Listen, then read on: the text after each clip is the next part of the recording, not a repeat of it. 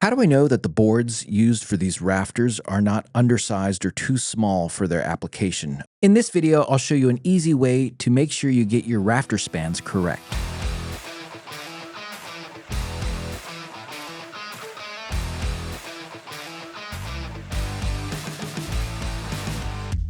So we're talking about that clear span that goes from the wall to the peak of the roof. That clear span needs to be able to take the weight of the shingles, which is a load. It's actually considered a dead load. There's live loads from people walking on the roof, etc.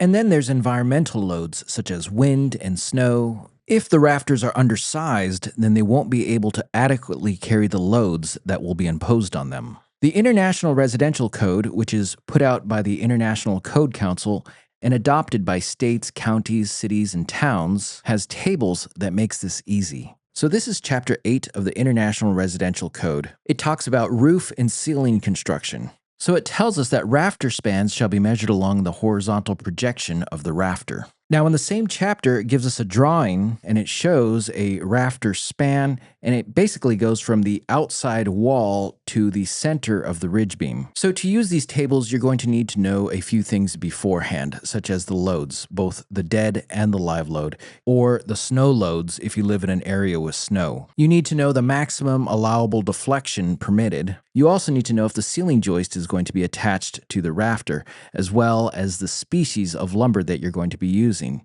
and the grade of that lumber. There's more than one table. Find the table that has your parameters. So, for instance, there's this table. This has a roof live load of 20 pounds per square foot. It also has the ceiling attached to the rafters and a deflection limit of 240. It also gives us two different options for dead loads, 10 pounds per square foot or 20 pounds per square foot.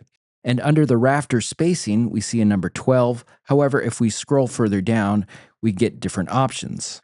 So for this example, let's stick with 12 inches on center for rafter spacing. Now, in our example, we want to span 15 feet. So let's choose a dead load of 10 pounds per square foot. And for species and grade, we'll pick Southern Pine Grade 2. So since we're going real tight on rafter spacing, let's see if we can save some money and use 2x4s to span the distance. So if we were to follow the 2x4 column all the way down to Southern Pine Grade 2, we can see that the maximum allowable span is 9 feet 5 inches. We're looking to span 15 feet. It's clearly not enough. Let's bump it up to 2x6s and see if that works. So let's follow the 2x6 column down till we get to Southern Pine number 2. So we get 14 feet 9 inches. And unfortunately, it's still not enough. So we need to bump it up to 2x8s. Let's see if that works. So we follow the 2x8 column down to Southern Pine number 2, and bam, look at that, 19 feet 6 inches. All we need is 15 feet, so this clearly works. So as you can see, it's pretty simple.